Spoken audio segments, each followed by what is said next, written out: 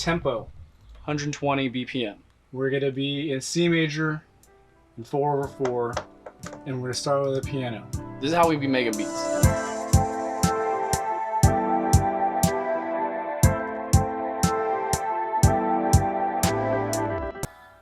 Whoa, what? I don't even like this, so let's just change the instrument.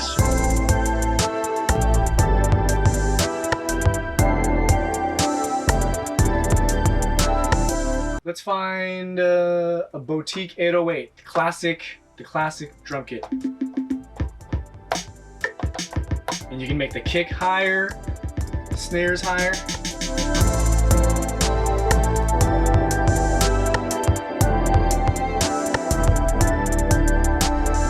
Let's see what this sounds like. An octave lower than I played it at. Let's just experiment. I don't like that. I want it back where it was.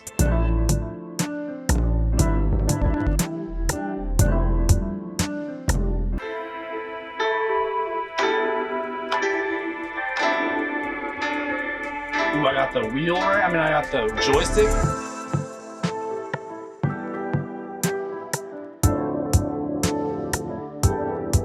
All right, so I described to you that we're gonna stay in C major. We're only gonna use the bottom level.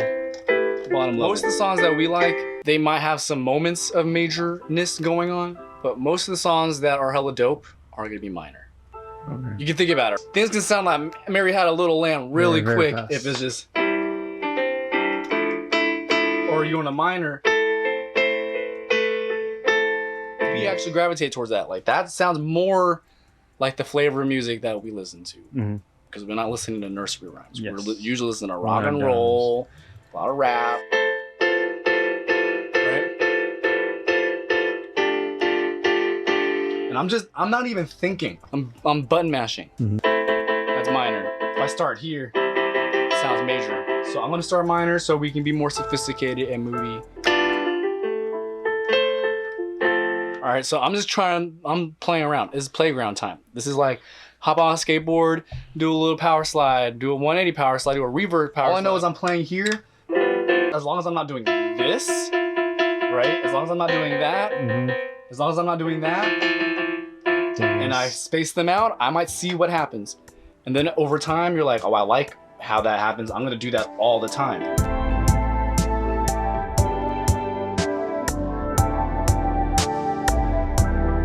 This also has an 808 synth bass, which we're gonna use. The synth bass is usually in the higher octaves. To get it dirty, you add some distortion. What I do is I build it in waves. Just like this melody had maybe 4 layers to get to its complexity, plus the bass. Same thing with a drum kit. I'm gonna lay down the We Will Rock You part, which is just the kick and the snare, and then we'll fill it in with other items. The subdivisions would be like, hi-hats would be like 1, 2, 3, 4. And then the fast hats would be like 1 and 2 and 3 and 4 and 1. And then you might have accent cymbals like 1, 2, 3, 4, right? Like just little areas there. But then you have the We Will Rock You part, which is the main part of the beat. Boom, boom, clap. All right, so what does it sound like? Now you can hear that this is counting 4. 2, 3, 4, 1, 2, 3, 4. But what a lot of times you can hear in music is they'll try to fit 6 into the same span of this. 1, 2, 3, 4, 5, 6. 1, 2, 3, 4, 5, 6. 1, 2, 3, 4. 1, 2, 3, 4, 5, 6. 1, 2, 3, 4. 1, 2, 3, 4, 5, 6.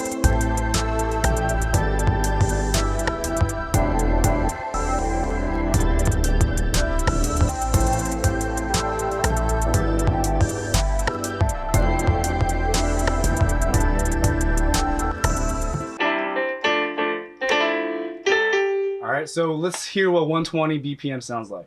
1, 2, 3, 4. What that means is BPM, beats per minute. Yeah. In a minute, you're gonna get 120 of them. That means you're getting 2 beats per second. 60 would be 1 beat per second, right? So halves, the way music works, 4, right? 4/4. We like to think of music in parts of 4. 4 measures here, 8 measures here, 2 measures here, maybe a floating 1 measure here. A lot of times like that.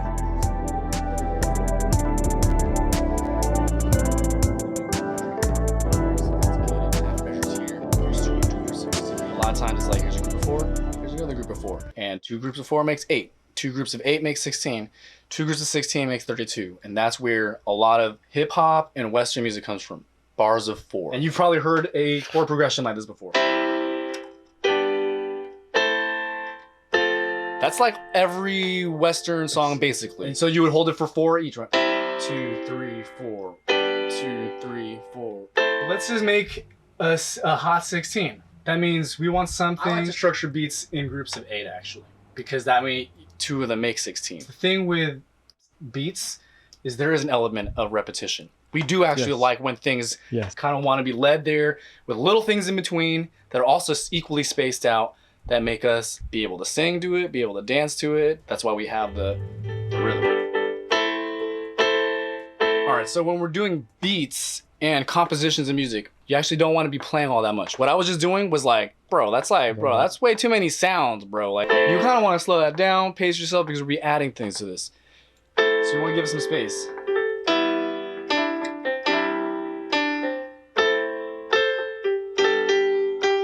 What is the harmony? 2 notes that sound resolute, peaceful together, right? So that's what these were.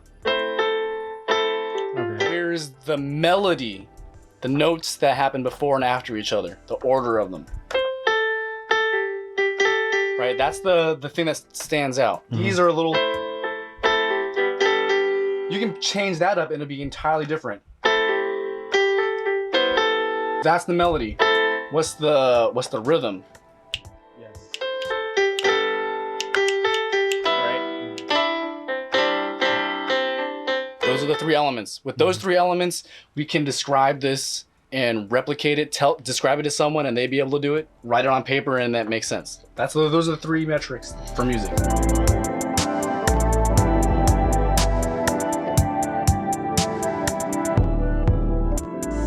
And we're just talking about bass and snares. So 1, 2, 3, 4, 1, 2, 3, 4, 5, 6, 1, 2, 4, 5, 6, 1, 2, 3, 4. So I just mixed it up a little bit. I was like, all right, let's do a 1, 2, 3, 4, 5, 6, end it with a 1, 2, 3, 4. We mixed it with the melody, and the melody is already established that it's gonna repeat right there. The beat, we do kind of want to quantize this. So when we're doing things to this beat, we're also locked in. Xerox of a Xerox, it could be that idea. You're following to 2 things that were played not to the click. Now you have 3 things not to the click. Yeah. Now you're adding the 4th thing not to the click, and things might just get a little bit mushy if you're trying to make really, really nice, clean transitions. Hey, bar this.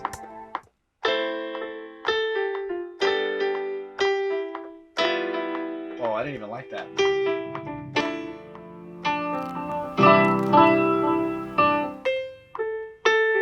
All right, let's see what this looks like on the piano roll. These are off the grid. They don't even play at the beginning. I only got 1 note of all of these, so let's drag those in. Humans don't play to the grid. We're not perfect. A robot can play to the grid. So we can quantize this. So if we're swinging into place, you don't want to just quantize something that kind of has that like slur of human element to it, right? So like, we're just gonna make this not offensive. See what that sounds like.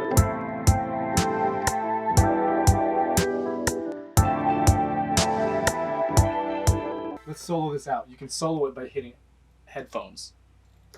You can also cancel it by hitting the mute. 1, 2, 3, 4, 5, 6. So we know that this first bar is 1, 2, 3, 4. So we'll go to 1 out of 4. 1, 4. This next bar, make this one 1 of 6. It just spaces it out like perfectly, basically. 3, 4, 5, 6. 1, 2, 3, 1 of 4. Each of these is 1 of 6. Yeah. Dry. They call it Casio. Sounds like it came with the Casio keyboard. Now let's throw the chorus on there and balance it out. Give it that mood. So we just played this melody.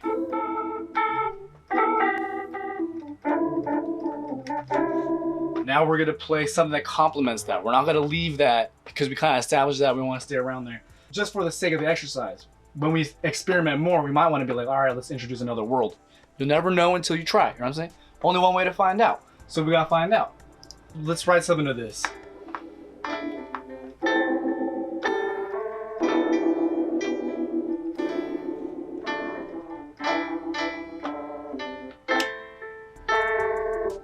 Let's make sure those get captured in the beginning. On the grid. Doesn't sound bad. What I want to do is give it some more space.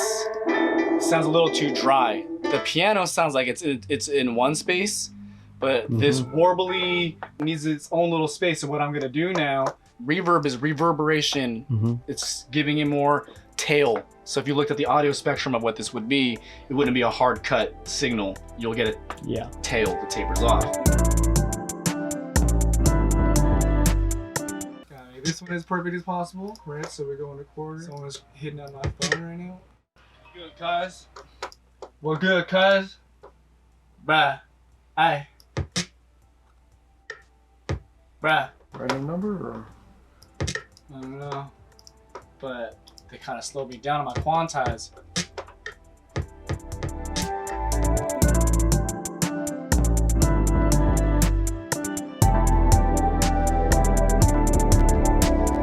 We turn the electric piano into a type of organ feel, because that's what this organ is, right? Yeah. Ooh, now we're gonna get some cinematic effects with this. So what a pad is traditionally be something that has a soft attack. You can imagine something with a hard attack would be like a drum, right? Everything is like a hard attack. It's percussive. A soft attack would be something that fades up, like ooh, something that grows with time and fills into itself. Okay, yeah.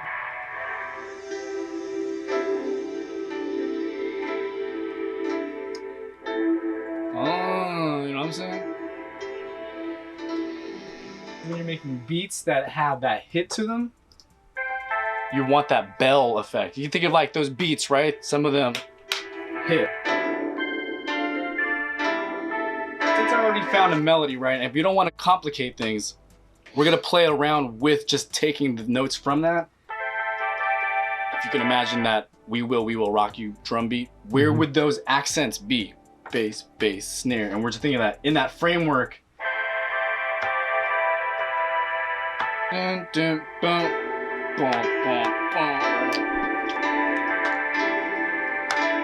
I don't want to play exactly what any of these are, because we kind of want to fill in the way this time can be chopped up, because we want things that happen and not happen, happen and not happen. Let's just capture that.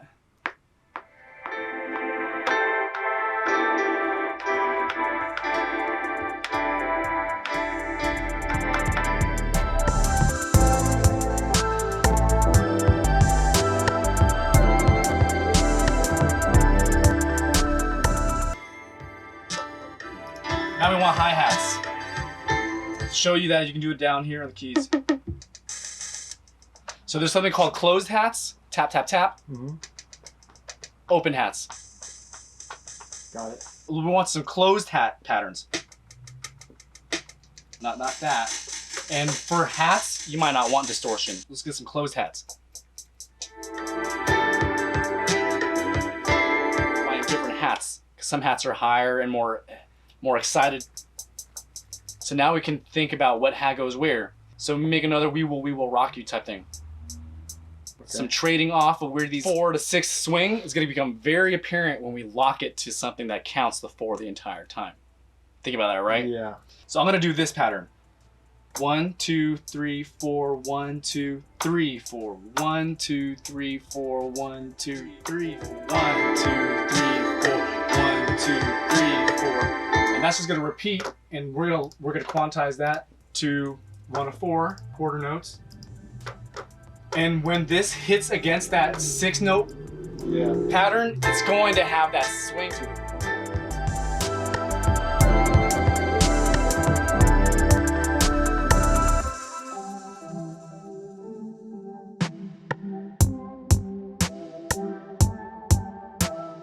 Now I'm gonna add one more thing to this. Could be like an accent something that adds to this but isn't just always playing through the whole thing. All right, this is going to add that dark dimension to it. Where I go higher? Now we're gonna focus on other percussion sounds with open hats. Open hats give you that. Yeah. Ooh, that one's softer. So this one's like a. That's a little might be too heavy. That might be too long. That might be a good starter though.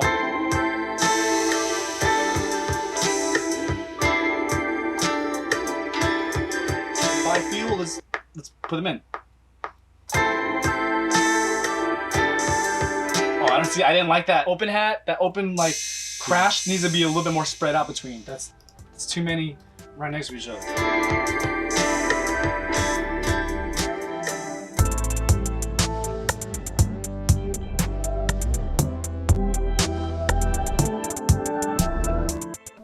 I'm looking for a bass that has a what's called a glide feature.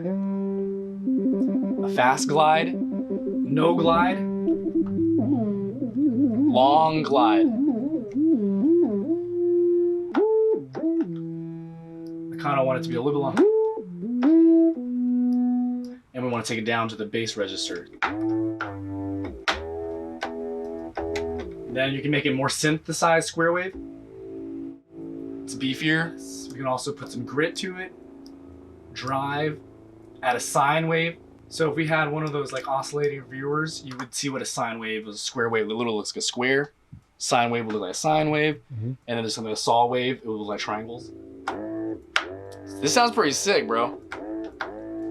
We know that the bass notes are gonna kind of follow where the melodies were have those little interactions where the melody has some harmonization where things were happening at the same time. We're gonna capitalize on where that happens, come up with this bass line. And I think it's this.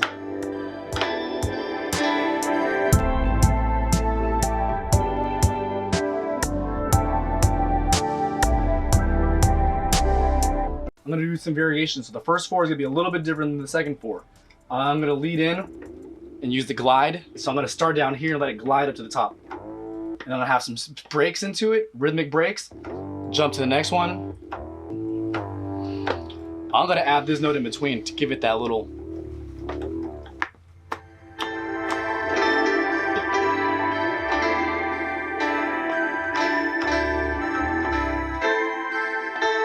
All right, beginning one, these ones that led up into the long note were in capture because I led into it with the. So let's just bring all those back into the grid and tighten it up a bit, kind of force the glide through those selected notes to the note that we decided.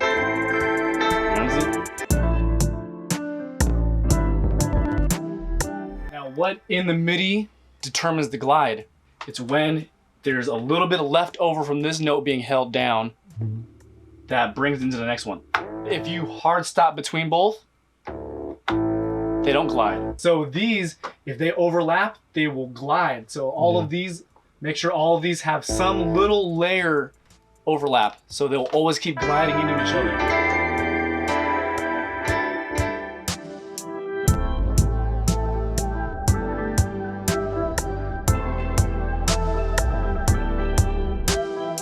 Now these might have a little bit of bounce and swing to them, so I'm gonna make them lock to 132s. Right, and get that bounce to it now. Yep. And with these little accents, I might seriously come up in here. They're splashing around everywhere, you know what I mean? So let's give that some reverb, solo those out, see what that sounds like. Now they're softer. Yeah. Let's see what this whole track sounds like. Boom, that's a track, bro. Now we can add that last little thing, which is called those 808 hits.